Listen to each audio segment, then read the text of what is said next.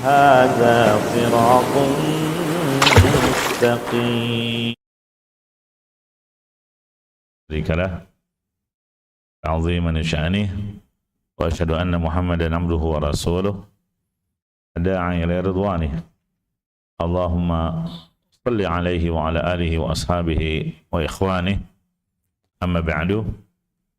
Kita lanjutkan pelajaran rutin dari kitab Ad-Durarul Bahiyah fil Masail Fiqhiyah karya Imam Asy-Syaukani rahimahullahu taala. Kita masuki kitab Al-Qasamah. Apa itu Al-Qasamah? Al-Qasamatu masdar aqsama yuqsimu, dari kata bersumpah. Qasam itu bersumpah dengan nama Allah. Kenapa dia bersumpah? Karena adanya sebab. Apa sebabnya? Adanya tuduhan atau dakwaan kasus pembunuhan. Misalnya ada seseorang, dia menjadi korban pembunuhan, namun tidak diketahui siapa pelakunya. Ya, siapa yang telah membunuhnya. Ada sih orang-orang yang dicurigai, ada indikasi, ya, ada orang-orang yang tertuduh. Maka keluarga korban yang dibunuh ini dia harus bersumpah dengan nama Allah atas tuduhannya yang diarahkan kepada orang yang dicurigai tersebut. Ya. Jadi dia bersumpah dengan menyebut nama Allah bahwa orang itulah pelakunya, ditunjuk. Nah, sebaliknya pihak yang dituduh, kalau dia tidak terima akan tuduhan tersebut, maka dia juga harus bersumpah. Nah, itulah yang dimaksud dengan qasabah. Berkata Imam Asy-Syaukani rahimahullah, in kana al-qatilu min jama'atin mahsurina thabatat wa hiya 50 yaminan. Apabila pelaku pembunuhan itu dari sekelompok orang yang jumlahnya banyak, ya mungkin karena dikeroyok, ya, maka al-qasamah dapat ditetapkan. Ya, hukum qasamah dapat ditetapkan, yaitu keluarga korban bersumpah sebanyak 50 kali. 50 sumpah. Dalil pensyariatan qasamah adalah hadis yang dibawakan oleh Imam Al-Bukhari dan Muslim dari sahabat namanya Sahal bin Abi Hasmah.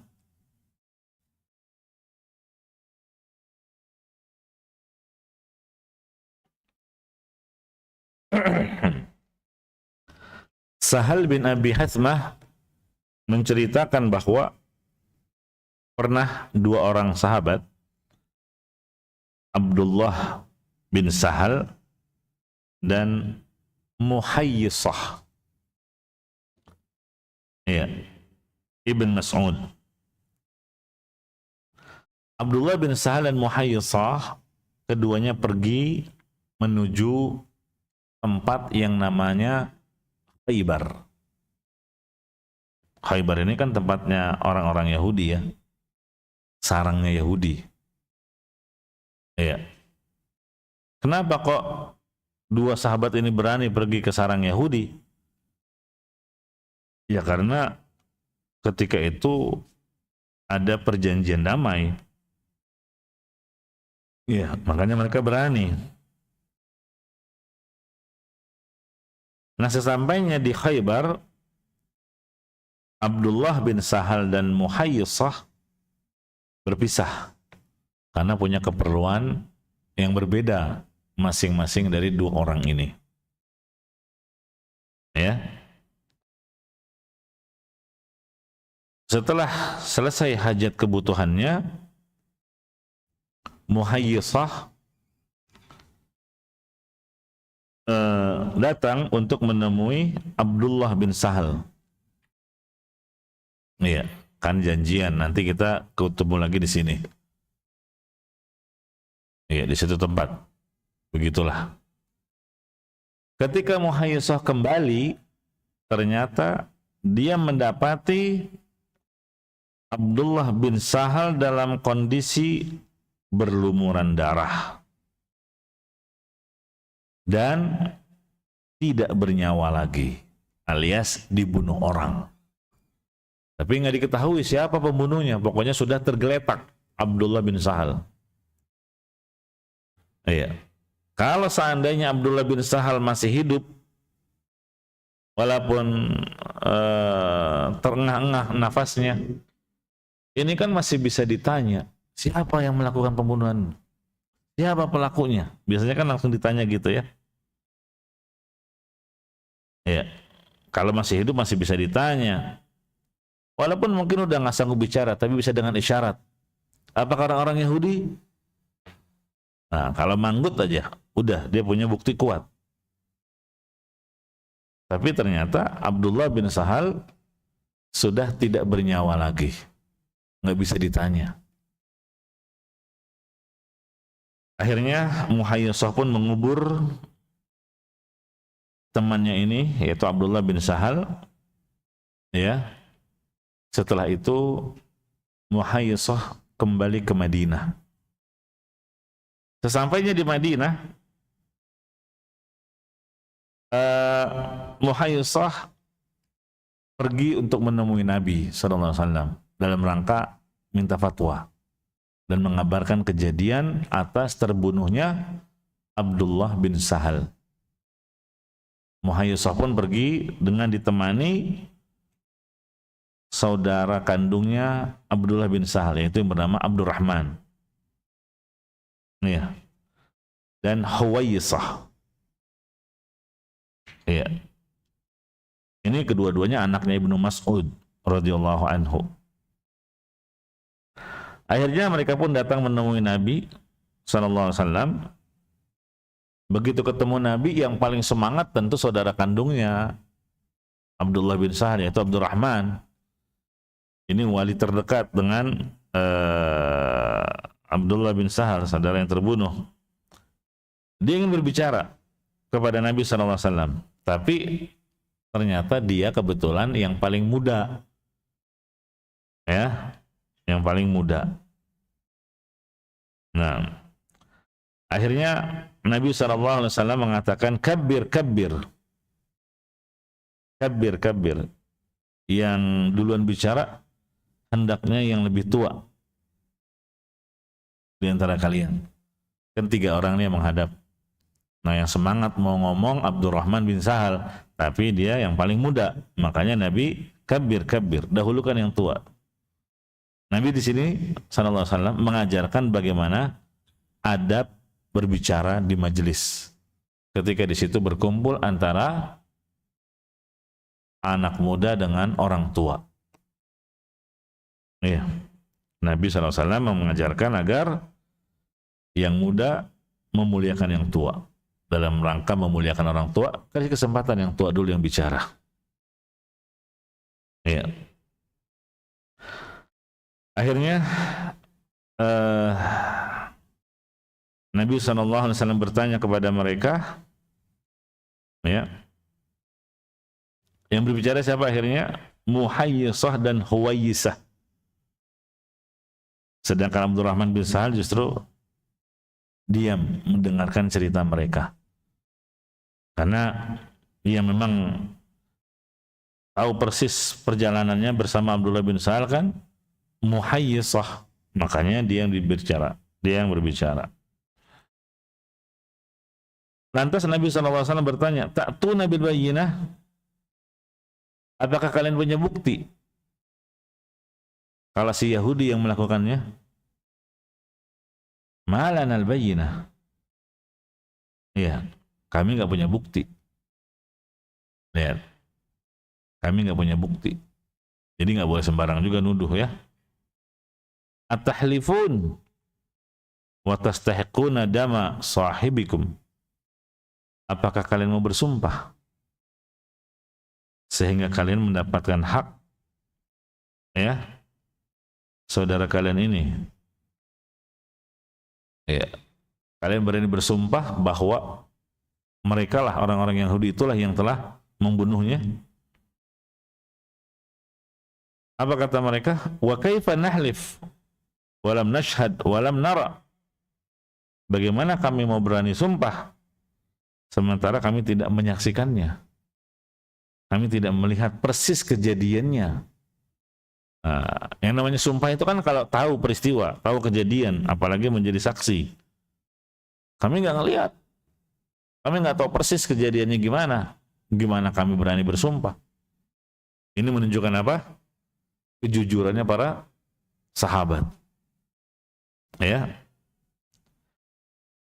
Kalau begitu, kalian kan menuduh Yahudi yang membunuh. Nah sekarang Yahudi akan berlepas diri dari kalian dengan mereka bersumpah 50 kali. Iya, 50 sumpah.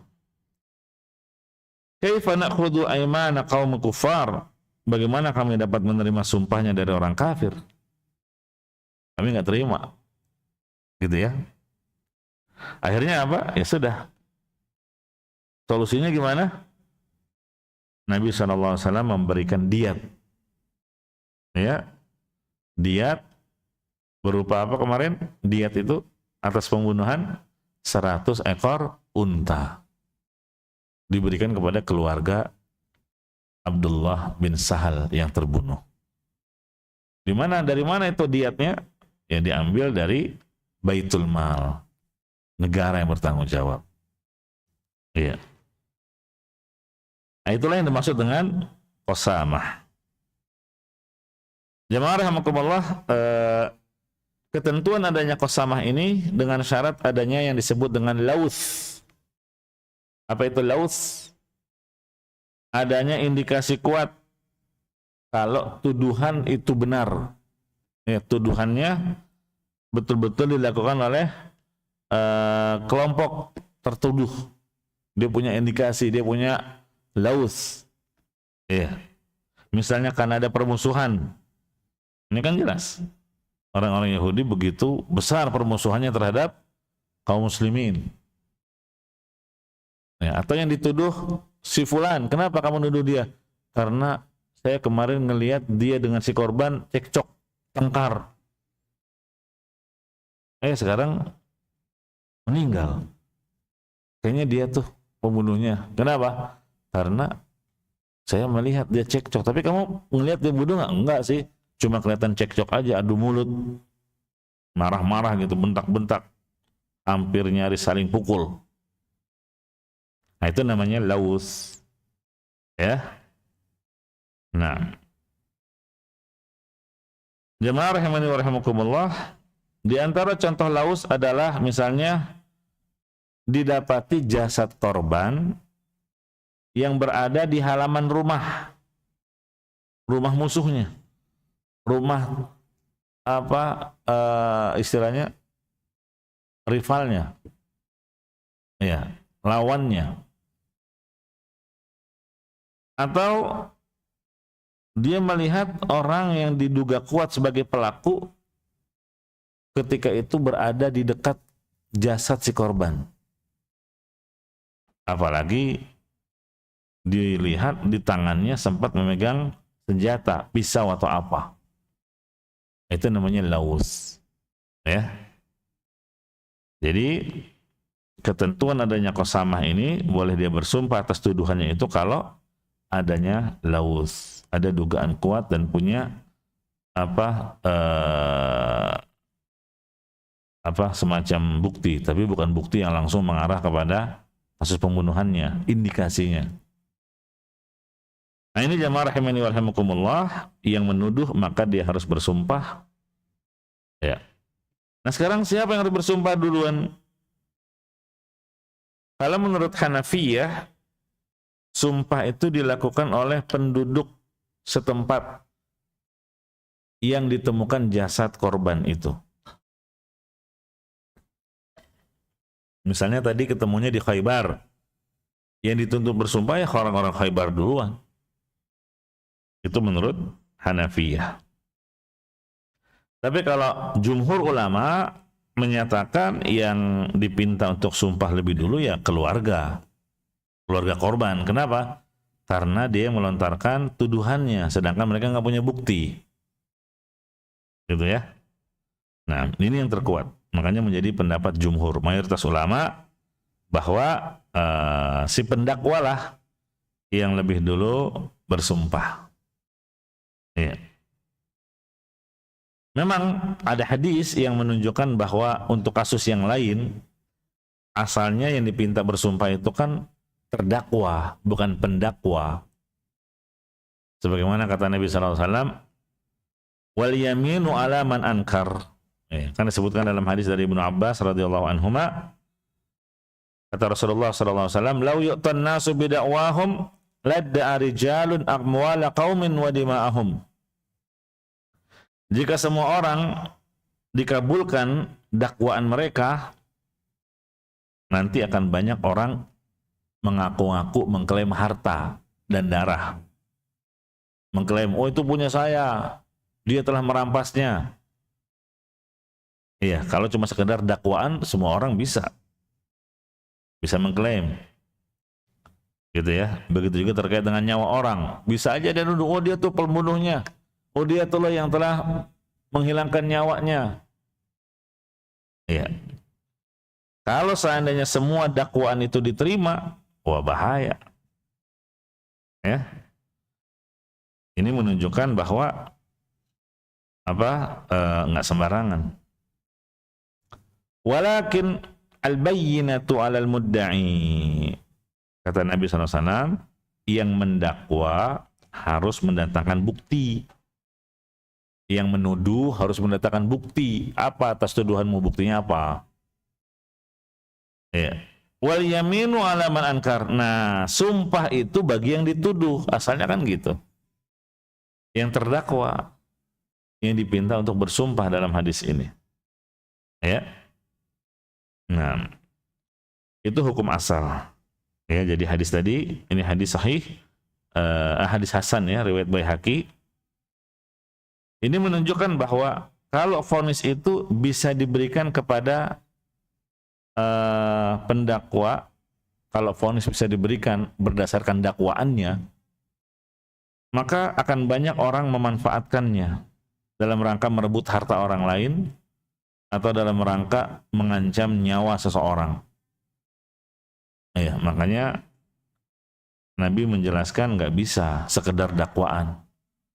Ya, yang menuduh harus punya bukti. Ya, yang dituduh hendaknya bersumpah. Nah, itu hukum asal. Kemudian jamaah rahimani wa rahimakumullah. Jadi di hadis ini kata Nabi, al-bayyinatu 'alal mudda'i. Bayyinah itu bukti. Apa kayak buktinya?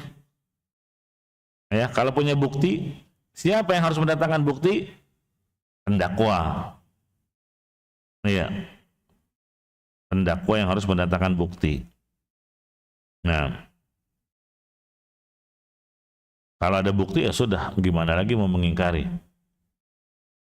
Kalau si terdakwa mengakui, udah selesai. Ya, itu namanya ikrar. Ikrar. Ditunjukkan bukti ini, mau apa lagi? Oh iya, sayalah pelakunya. Selesai, ikrar. Berarti ditetapkan hukum atasnya. Iya. Nah tapi masalahnya nggak ada bayinah, nggak ada bukti. Maka terdakwa harus bersumpah. Ya kan? Kalau dia berani bersumpah, bebas dari dakwaan. Menunjukkan dia benar, tidak bersalah, tidak melakukan kesalahan itu. Tapi kalau dia menolak sumpah, enggak, saya nggak mau bersumpah. Berarti dia divonis hukum. Ya. Kenapa? Karena penolakannya dari sumpah. Nah, kalau orang yang harusnya bersumpah dia nggak mau bersumpah, itu namanya nukul, istilahnya nukul. Ya, nukul. Nah, itu hukum asal. Hukum asal jadi dari hadis tadi bahwa yang dipinta untuk bersumpah adalah terdakwa, yang dituduh. Ya, kalau yang menuduh nggak punya bukti. Nah, tapi di kasus qasamah ini sebaliknya. Yang dipinta bersumpah pertama kali adalah yang menuduh. Ya.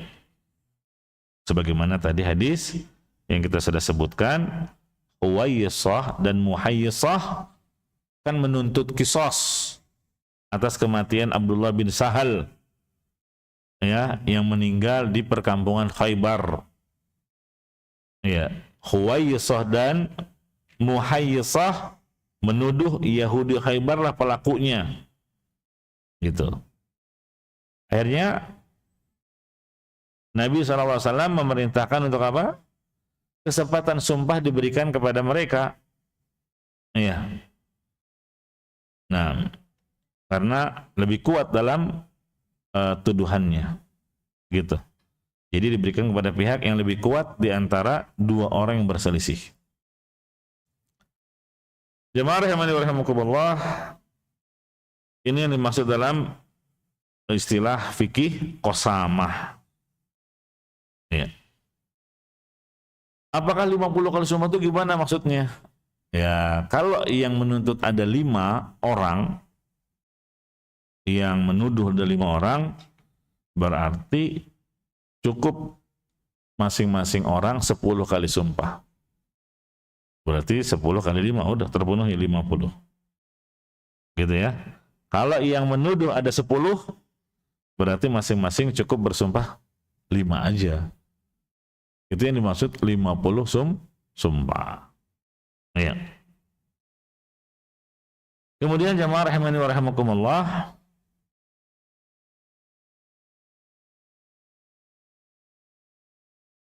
kalau pihak yang dituduh dia mengingkari, sama. Dia juga harus bersumpah 50 kali. Ya, kalau mereka berani bersumpah, selamat dari tuduhan. Nggak ada kewajiban diat, nggak ada juga qisas. Ya. Nah, ini menunjukkan bahwa dalam rangka mengagungkan Allah Subhanahu wa taala. Ya, dalam rangka mengagungkan Allah Subhanahu wa taala, makanya kalau orang sudah bersumpah ya sudah, terima. Urusan dia dusta dalam sumpahnya, itu urusan dia dengan Allah Subhanahu wa taala. Gitu ya. Kemudian jamaah rahimani wa rahimakumullah,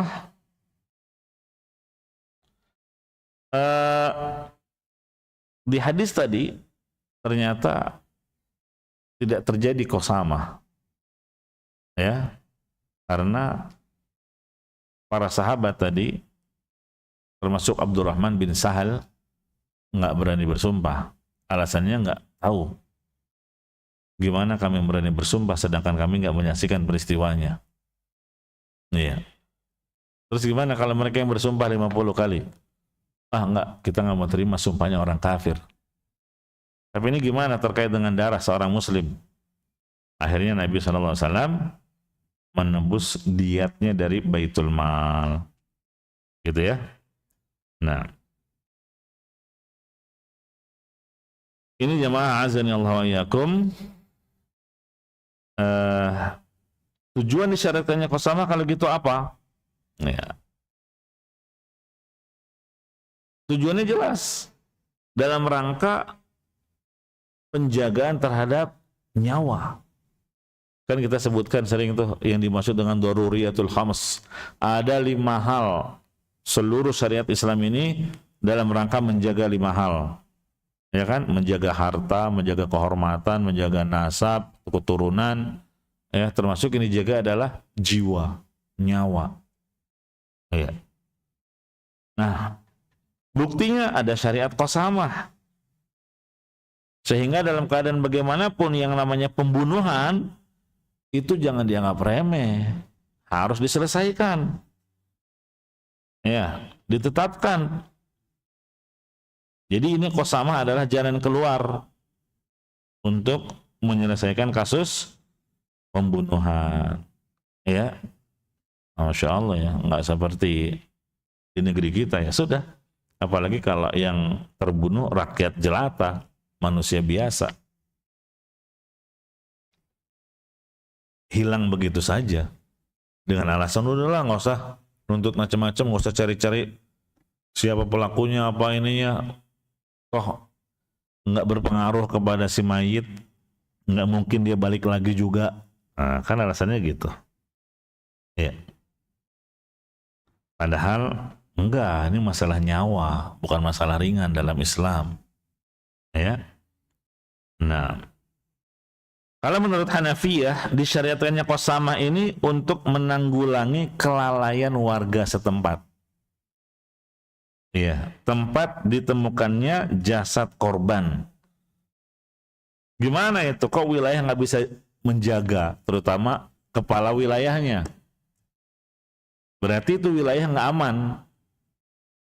Padahal di antara fungsi adanya penguasa wilayah menjaga keamanan di tempat tersebut. Sehingga kalau terjadi kasus pembunuhan,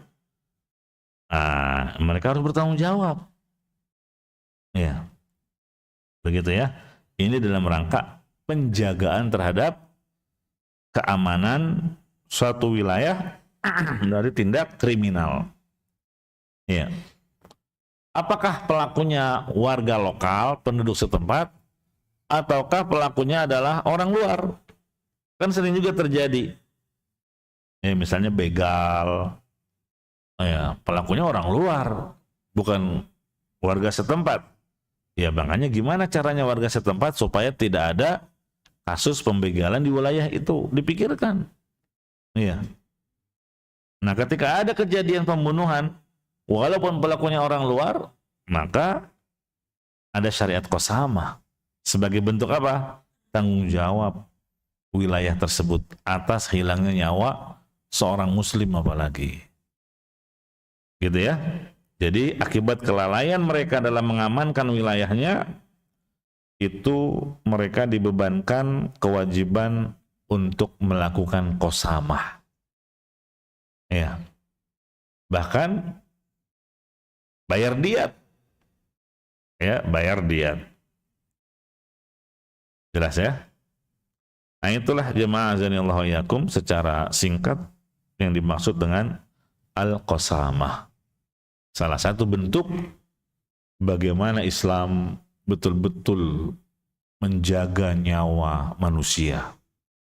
Ya, apalagi dia nyawa seorang muslim. Selanjutnya kita masuk bab berikutnya, Kitabul Wasiyah. Kitab tentang wasiat. Wasiat ini sebetulnya udah menjadi bahasa kita ya. Serapan dari bahasa Arab. Tapi kalau dalam bahasa Arab, yang namanya wasiat itu menyampaikan perintah yang ditekankan. Jadi ada penekanan. Ini bukan sekedar perintah biasa. Seperti dalam Al-Quran, wa wassaynal insana biwalidayhi. Di situ disebut kami wasiatkan kepada manusia. Maksudnya bukan sekedar perintah biasa, ada penekanan. Orang itu harus berbakti kepada kedua orang tuanya. Seorang anak harus berbakti kepada kedua orang tuanya. Nah, itu pakai kata wasiat, wa wassaynal. Jadi wasiat dalam bahasa Arab adalah menyampaikan perintah yang ditekankan. Ya. Adapun yang wasiat dibahas di kitab ini oleh Imam Asy-Syaukani, ini khusus terkait dengan pesan yang disampaikan seseorang yang dia mendapati dirinya mendekat kepada kematian. Ya. Jadi pesan yang disampaikan oleh orang yang sedang mengalami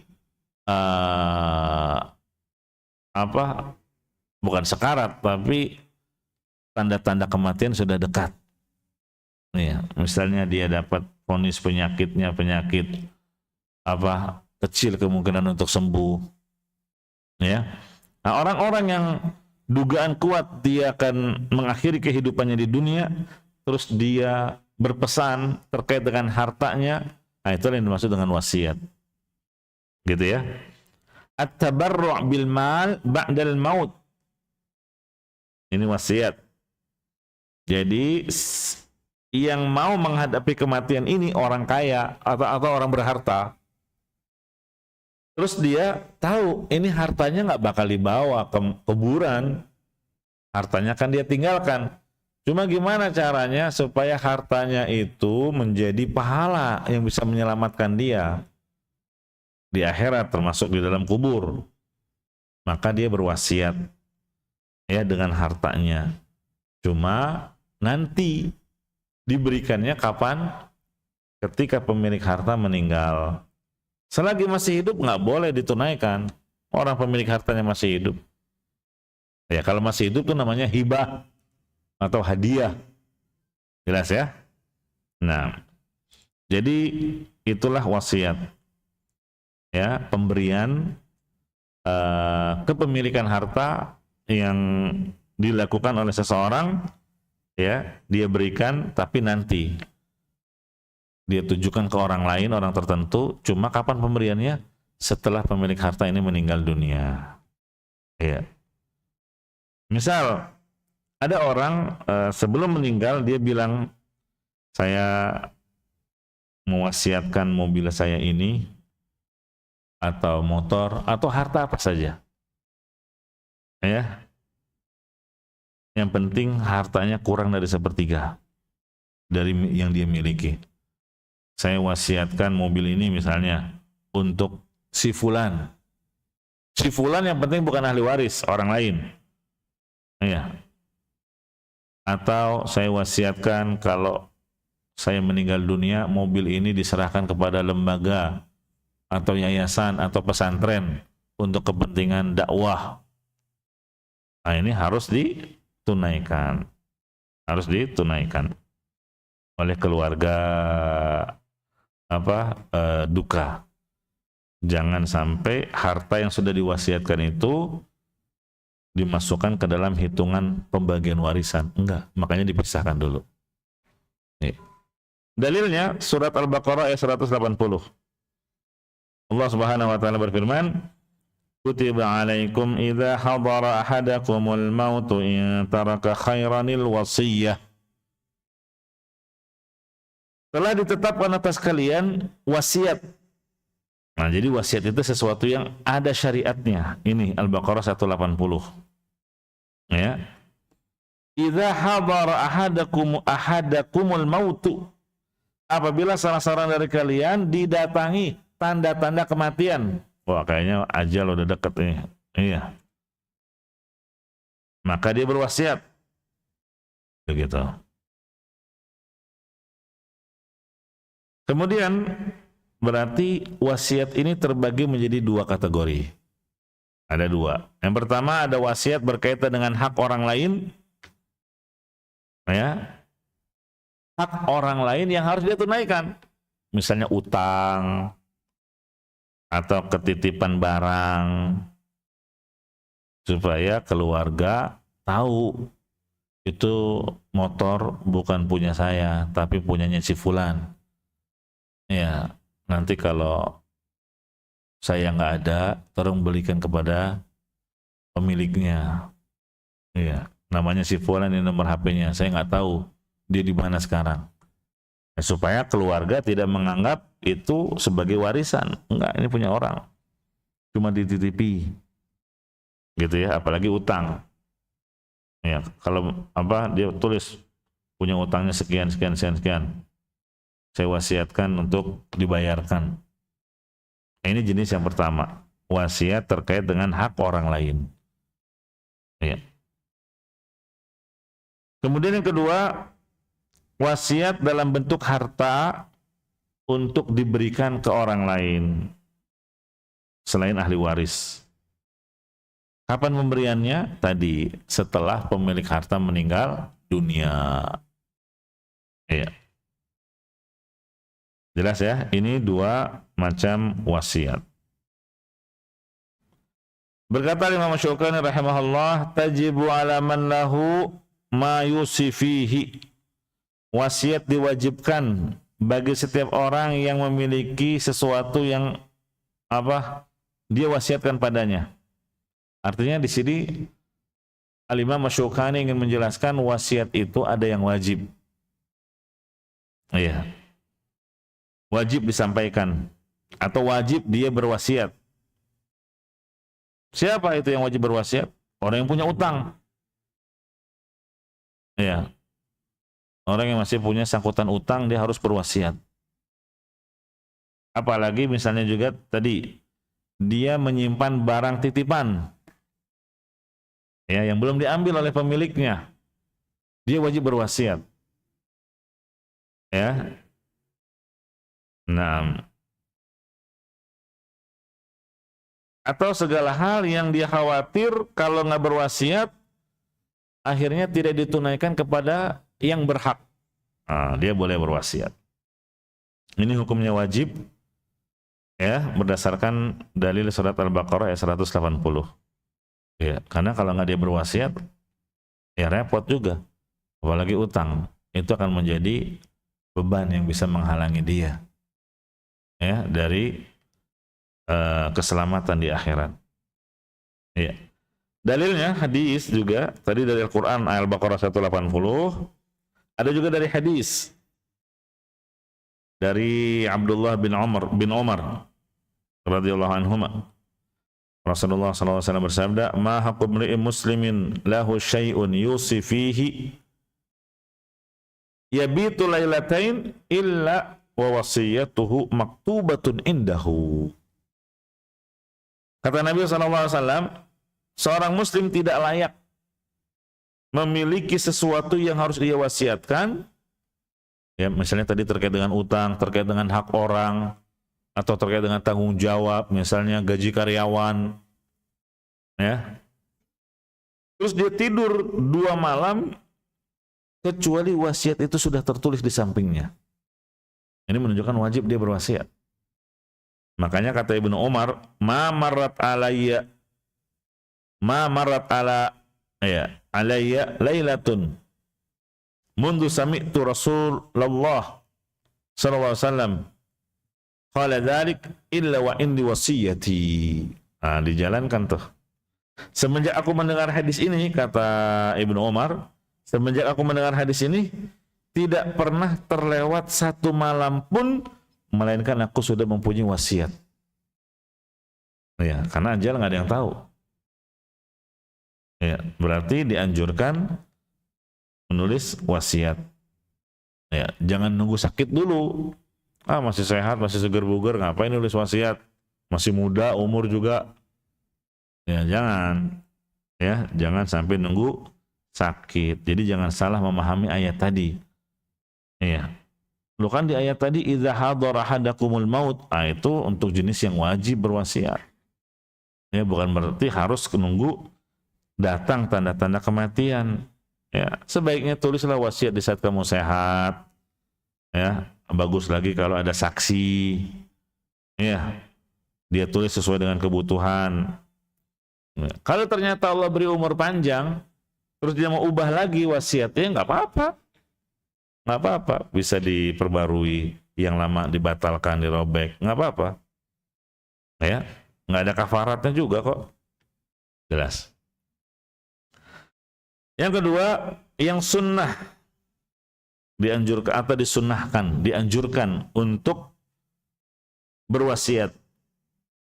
Untuk siapa ini yang disunnahkan berwasiat? Untuk mereka yang memiliki harta berlimpah, kaya raya. Apalagi ahli warisnya, keluarganya dipandang sudah sukses, berkecukupan soal duniawinya. Mereka nggak bakal ngarep-ngarep warisan bahwa mereka sudah berkecukupan. Maka orang seperti ini disunahkan dia menulis wasiat dari harta yang dia miliki, ya, dia dermakan. Walaupun penunaiannya nanti setelah dia meninggal dunia. Gitu ya. Nah, ini dianjurkan dalam rangka apa? Menyedekahkan sebagian hartanya. Ya. Kemudian termasuk wasiat yang sunnah adalah berwasiat kepada keluarga terkait dengan ketakwaan, keimanan, keistiqomahan. Ya. Jadi bukan terkait dengan harta saja. Ya, apalagi kalau kita tinggal di wilayah yang dugaan kuat banyak di situ kebid'ahan. Kita khawatir kalau meninggal akan diurus secara bid'ah, menyelisih sunnah. Boleh dia berwasiat. Ya. Dia tulis wasiat, kalau saya meninggal dunia, saya wasiatkan agar diurus secara sunnah, atau ditunjuk seseorang. Ya, saya ingin jenazah saya dirawat pengurusannya oleh Ustadz Fulan, mulai dari memandikan, mengkafankan sampai pemakaman. Nah, ini sunnah juga berwasiat seperti itu. Ya. Atau terkait dengan keluarga, wahai anakku, bertakwalah kalian kepada Allah. Ya. Jangan nakal misal, ya, tetap semangat belajar, kejarlah akhirat, namun jangan lupakan dunia misal. Nah begitu, wasiat. Atau dia tulis wasiat, wahai istriku yang cantik, bertakwalah kepada Allah, ya, didiklah anak-anak kita, ya, jangan telantarkan mereka.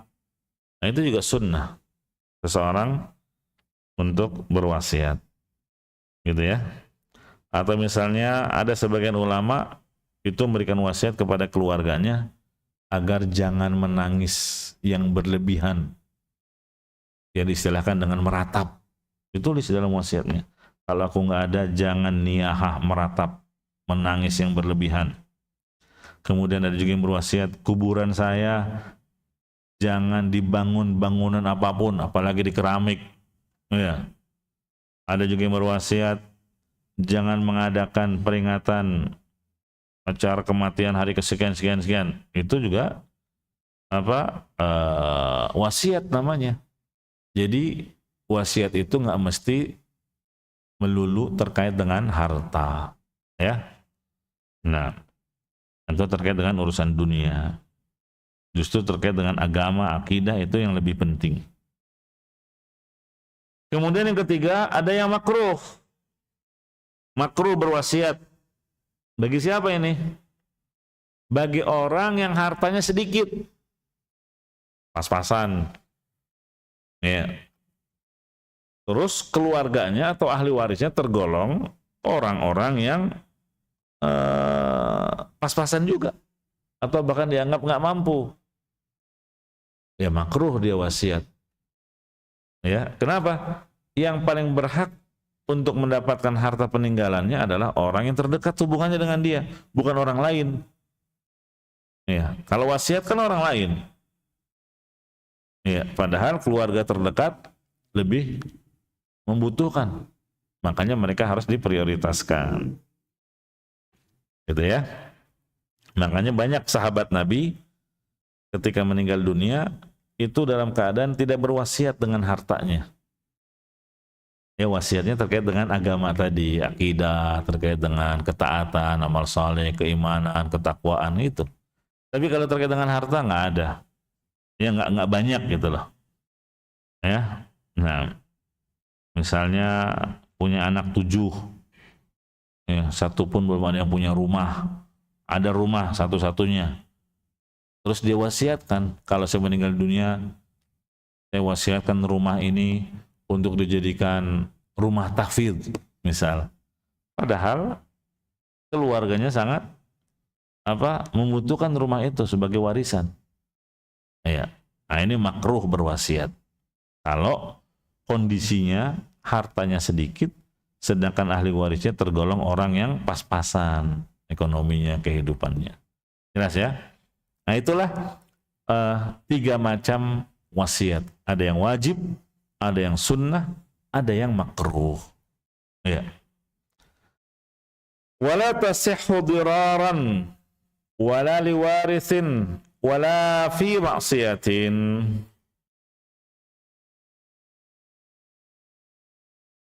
Nah ini wasiat yang diharamkan. Kata Syekh atau Al-Imam Asy-Syaukani rahimahullah, wala tasihhu diraran. Wasiat tidak sah kalau tujuannya untuk memberikan mudarat ke orang lain atau memudaratkan. Wala liwaris, tidak sah wasiat tapi yang dituju ahli waris. Wala fi ma'siyatin, dan tidak sah wasiat kalau isinya ada unsur pelanggaran syariat, maksiat kepada Allah. Gitu ya. Nah, ini 3 yang disebutkan oleh Imam Asy-Syaukani. Yang pertama, diraran. Kalau dengan wasiat itu bisa mendatangkan mudarat kepada yang lainnya. Ya. Makanya di ayat Al-Quran di surat An-Nisa disebutkan mim ba'di wasiyatin yusa biha audainin ghaira mudar. Jadi warisan yang sudah ditetapkan oleh Allah, berapa jatahnya anak laki-laki, anak perempuan, jatah ibu, jatah suami misal, itu disebutkan setelah dipenuhi wasiat. Ya, jadi sisihkan dulu buat wasiat kalau ada. Tapi kalau tidak mendatangkan mudarat wasiatnya. Disebut apa? Ghaira mudar. Gimana contohnya wasiat tapi memudaratkan? Misal sengaja mumpung dia masih hidup dia berwasiat supaya orang yang dia tidak sukai nggak dapat jatah waris dari harta peninggalannya. Ya, nah, misalnya ada anak 5, dari 5 ini ada 2 yang nggak dia sukai karena nggak pernah jenguk orang tua, nggak perhatian. Ya, akhirnya dia tulis wasiat. Ya, nah supaya anak yang tidak disukainya ini tidak diberikan harta warisan. Nah ini wasiat yang tidak harus ditunaikan. Jelas ya, ini wasiat yang diharamkan. Atau dia lebih mengutamakan ahli waris atas sebagian yang lain. Iya. Ibu berwasiat agar harta peninggalan ibu ya diberikan setengahnya untuk anak ibu yang pertama. Nah, padahal anaknya ada 4 misal. Setengahnya suruh kasih ke anak yang pertama. Nah ini nggak boleh, memudaratkan yang 3. Gitu ya. Nah makanya tadi di antara ketentuan wasiat nggak boleh untuk ahli waris. Iya. Jadi double dia nanti. Dapat hak waris, tapi dapat juga dari wasiat. Ini kan menimbulkan kecemburuan bagi yang lain yang nggak ditulis wasiat namanya di situ. Iya. Kecuali kalau seluruh ahli waris sepakat. Ya, jadi misal kan pembagian waris harus sesuai syariat. Ya. Iya, betul. Ya, tapi gimana ini? Kita mau bagi rata. Ada 4. Ya, ada 2 anak laki-laki, ada 2 anak perempuan. Ya sudahlah, bagi rata aja. Nah, semua sepakat enggak? Kalau semuanya sepakat ya boleh aja, kan sudah menjadi hak milik.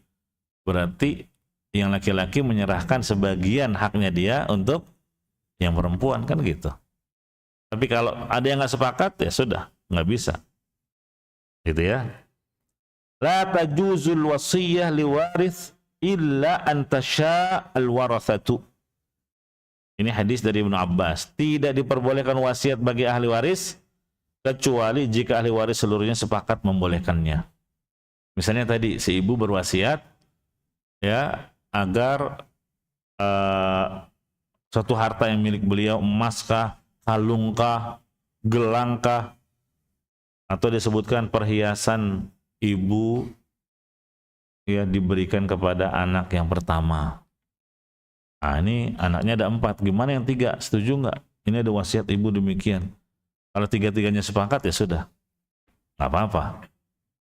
Ya, di situ pun disebutkan illa antasya'al warasatu, kecuali jika ahli waris mengizinkannya, ya, sepakat membolehkannya. Wala fi maksiatin, tidak sah juga wasiat kalau mengandung unsur maksiat.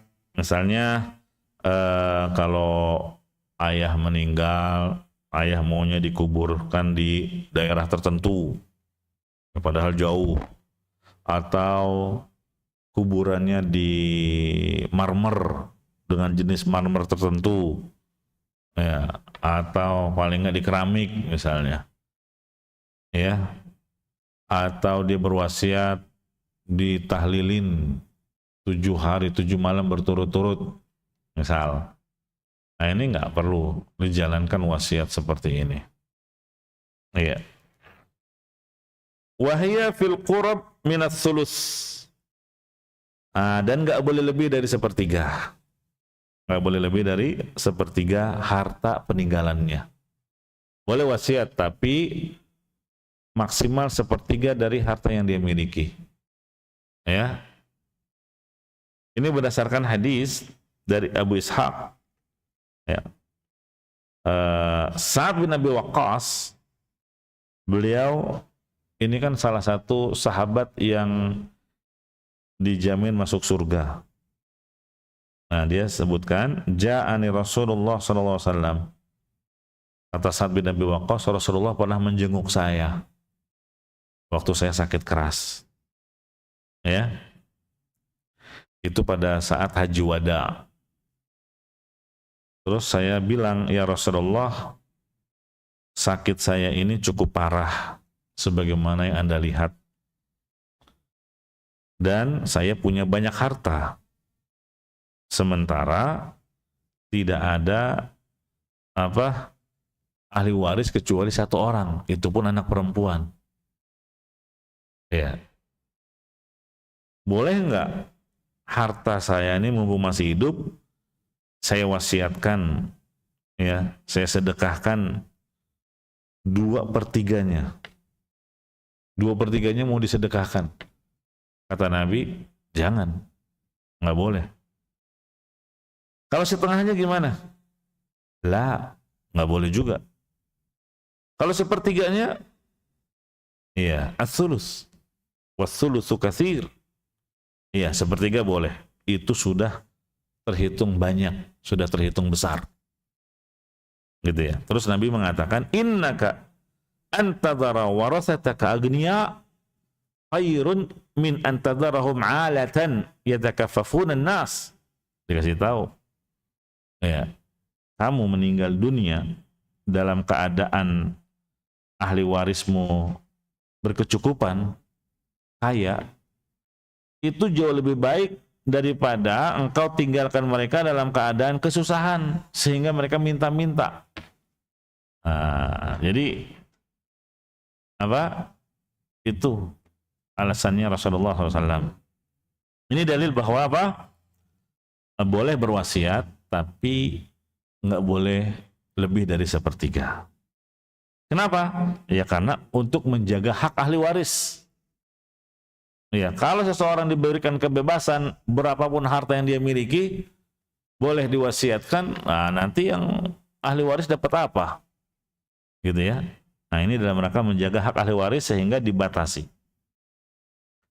Wa yajibu taqdimu qada'id duyun. Dan wajib mendahulukan pembayaran utang. Nah, misalnya ada wasiat, tapi dia punya utang. Gimana ini? Mungkin dia waktu nulis wasiat lupa kalau dia punya utang. Maka didahulukan untuk bayar utang. Terus gimana ini? Udah ada wasiat. Yang ditulis namanya dalam wasiat udah seneng aja. Wah, saya bakal dapat rezeki nomplok nih. Iya, dari si fulan, almarhum. Iya, baik memang dia.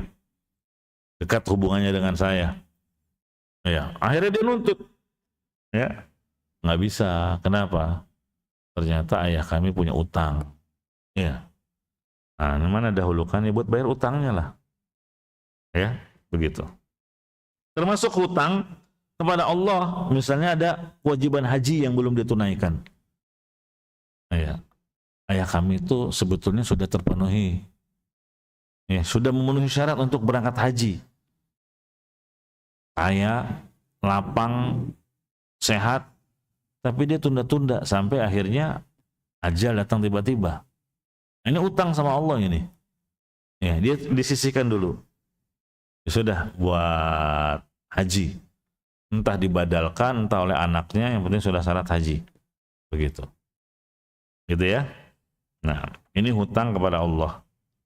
Kalau hutang kepada manusia kan udah jelas. Seseorang mengklaim bahwa almarhum punya utang, ini buktinya. Dan belum dia bayarkan. Ya sudah. Dahulukan buat bayar utangnya.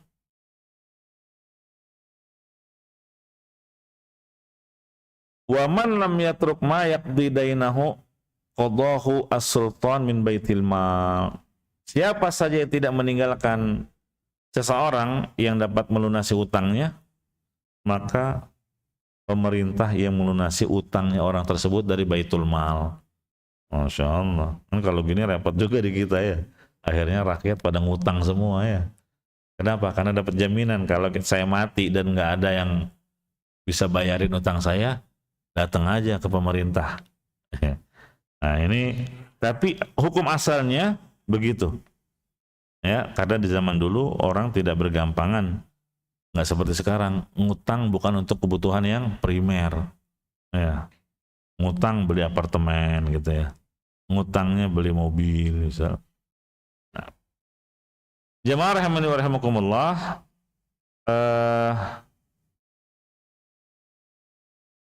adapun terkait dengan pemberian orang tua kepada salah satu anaknya di masa orang tua itu masih hidup, tapi belum dikuasai oleh si anak. Misalnya orang tuanya bilang, nak, itu rumah yang di Bojong buat kamu aja deh. Nah, ya. Nah, tapi nggak segera dia kuasai. Iya. Dan nggak ada juga bukti pembalik surat misal, gitu ya. Perubahan surat tanah dan semisalnya, maka tetap harta itu terhitung warisan. Iya. Jangan kemudian anak ini menuntut itu pemberian dari ibu untuk saya di masa hidupnya. Nih lihat ada rekamannya, misal. Ya tapi kan kamu belum menguasainya, ya belum ada balik nama, ya maka tetap terhitung waris. Ini menurut pendapat yang terkuat. Jelas ya? Nah, demikian juga dengan wasiat itu apa? Cukup dengan lisan. Cukup dengan lisan. Ya, apalagi kalau zaman sekarang ada rekaman. Ya. Dan ada saksi. Nggak harus bukti tertulis. Ya, itu hukum asal. Tapi di zaman sekarang ada dibuat akte, ya kan, wasiat supaya lebih kuat dari sisi hukum. Sama dengan wakaf. Wakaf juga sekarang dibuat akte. Ya, padahal hukum asalnya tidak harus ada berupa tulisan. Cukup seseorang mengucapkan saya wakafkan tanah saya ini, ya, dan ada saksinya, sudah sah wakaf. Jangan kemudian ahli waris menuntut, wah enggak, karena belum ada legalitas, belum ada sertifikat wakafnya, jadi kita anggap itu sebagai warisan. Nah, padahal nggak harus demikian, gitu ya. Nah, ini beberapa permasalahan terkait dengan dua bab. Al-Qasamah itu terkait dengan kasus pembunuhan yang tidak diketahui siapa pembunuhnya. Kemudian yang kedua terkait dengan wasiat, ya. Ini terkait dengan harta yang ditinggalkan oleh seseorang, bagaimana agar bermanfaat sepeninggalnya dia. Wallahu a'lam bissawab. Barakallahu fikum. Ada pertanyaan? Iya.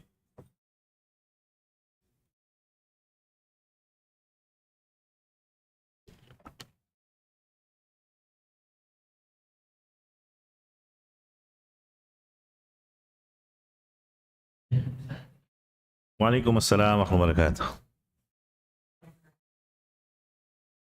Mengenai wasiat, mewasiatkan berkaitan dengan harta misalnya sebagainya orang lain dan non muslim. Non muslim, Iya, wasiatnya untuk non muslim. ya. Biasa bagian non muslim di wasiat. Apakah itu bagian dari Iya. Jemaah rahimani wa rahimakumullah, apakah harus ditunaikan wasiat itu kalau ternyata yang dituju adalah non muslim? Iya. Wallahu alam. Saya nggak tahu ya. Iya. Apakah ini termasuk maksiat? Karena ini babnya muamalah. Selagi kita nggak tahu non muslim itu akan menggunakannya untuk apa. Iya. Wallahu alam. Apakah harus ditunaikan atau tidak? Iya. Karena ada pada asalnya ada hadis yang menyebut liyakul ta'ama ka'attaqi. Ada prioritas untuk diberikan kepada orang yang bertakwa alias beriman. Ya, terkait dengan harta yang kita sedekahkan. Nah, wallahu alam. Coba nanti saya cari ya. Kemudian yang kedua, seseorang di antara kebiasaannya sebelum pergi haji membuat wasiat. Ya boleh. Ya, karena itu termasuk kondisi yang sunnah. Ya, karena ada kemungkinan haji itu dia mengalami sesuatu yang di luar dugaannya. Karena itu untuk safar yang panjang, ya, sehingga dia tulis wasiat. Ya, sebagaimana yang tadi dalilnya kita sudah sebutkan dari Ibnu Umar radhiyallahu anhuma, ya, bahwa Rasulullah SAW itu menganjurkan untuk tulis wasiat, apalagi kalau terkait dengan ada hak orang lain pada dirinya atau harta yang dia miliki. Ya, nggak masalah insyaallah. Ya, nah bukan hanya mau pergi haji sebetulnya, mau safar, ya tulis wasiat itu nggak apa-apa. Ya, ada dugaan-dugaan pokoknya kekhawatiran terjadi hal yang tidak diinginkan sehingga kita kembali dalam bentuk jasad saja tanpa nyawa, gitu kan? Nah, makanya wasiat. Kalau ada wasiat kuat keluarga untuk menunaikannya. Ya, wallahu alam. Ada lagi? Ya, tafadhal.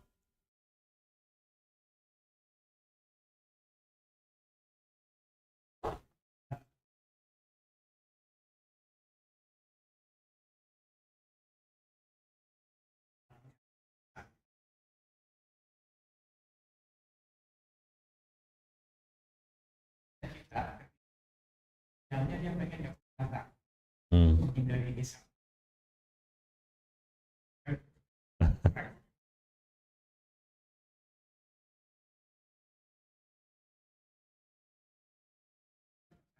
Saya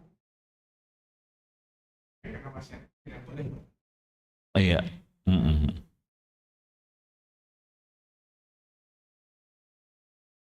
bisa. Kalau yang lebih Iya, barakallahu fiik. Kalau seumur dia masih hidup, nyawa di kandung badan, selama nyawa di kandung badan, pemilik harta yang paling berhak 100% atas pengelolaan hartanya. Terserah dia. Iya. Nah, tapi itu di saat kondisi sehat, fit, bugar. Ya. Tapi kalau kondisi sakit, ada kemungkinan ajal dekat, ya sebaiknya seperti hadis tadi, engkau meninggal dunia dengan meninggalkan keluargamu berkecukupan, walaupun itu dari harta peninggalanmu, itu lebih baik. Ya. Jadi jangan dianggap itu menjadi beban hisab dia di akhirat. Justru itu meringankan hisabmu. Oh, tapi kan saya nggak tahu akan digunakan apa harta saya nanti oleh mereka. Itu urusan mereka. Ya, seandainya mereka menggunakan untuk jalur keharaman, ya kamu nggak menanggung dosa mereka. Ya kan? Alla taziru waziratun wizra ukhra. Kamu tetap dapat pahala atas sedekah dari hartamu itu terhitung sedekah yang kamu berpahala, diberi pahala karenanya. Adapun urusan kemudian mereka menggunakannya untuk jalur yang tidak dibenarkan syariat, mereka yang menanggung dosa. Karena Nabi SAW bersabda, innamal ismu lil mubashir. Dosa itu yang nanggung yang melakukan dosanya.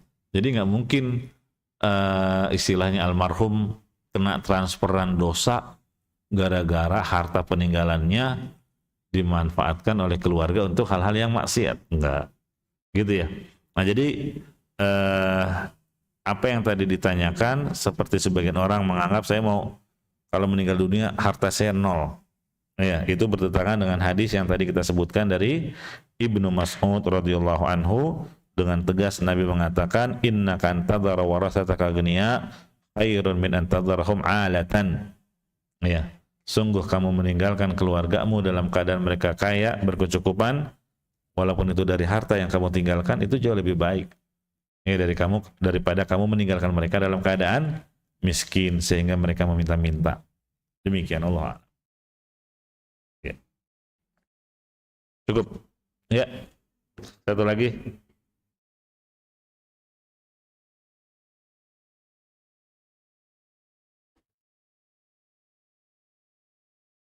Artinya ini pasti berkaitan dengan waris karena jadi kalau dalam keluarga itu ada salah tinggal kembali dari orang tuanya, itu kan ada warisan. Oh iya. Kalau akhirnya orang tuanya meninggal, isinya artinya untuk berikan pada keluarga yang tadi tidak. Iya. Kalau dengan kadar hitungan waris yang ditetapkan syariat nggak boleh. Iya, seakan-akan dia masih ada gitu ya. Dengan jatahnya sepertiga misal. Itu nggak boleh. Bolehnya gimana? Sifatnya kerahiman aja. Ya sudah, ya. Masing-masing dari ahli waris musyawarah sepakat gimana ini, kita punya ponakan-ponakan, punya keluarga kakak kita yang sudah meninggal lebih dulu, ya, apalagi ada wasiat dari orang tua kita, ya kita berikan untuk mereka juga, boleh, tapi bukan dengan kadar pasti sebagaimana yang jatah tertentu bagi ahli waris yang ditetapkan dalam Al-Quran, gitu ya. Nah, jadi nggak ada jatah tertentunya berapa, apakah sepertiga, seperenam, seperempat, nggak ada. Iya, sesuai dengan kesepakatan atau bahasanya keikhlasan ahli waris yang ada untuk diberikan kepada keluarga kakak yang sudah meninggal lebih dulu tadi. Itu nggak apa-apa. Sifatnya dalam rangka untuk menjaga silaturahmi, ya, sebagai menunjukkan perhatian, kecintaan, kasih sayang tetap terjalin walaupun sudah meninggal dunia, tapi keluarganya tetap kita perhatikan. Demikian. Ya, wallahu a'lam. Baik, sampai sini dulu. Kurang lebihnya mohon maaf. Kita tutup. Subhanakallahumma wabihamdika asyhadu an la ilaha illa anta astaghfiruka wa atubu ilaik. Walhamdulillahi rabbil alamin. Wassalamualaikum warahmatullahi wabarakatuh. هذا صراط مستقيم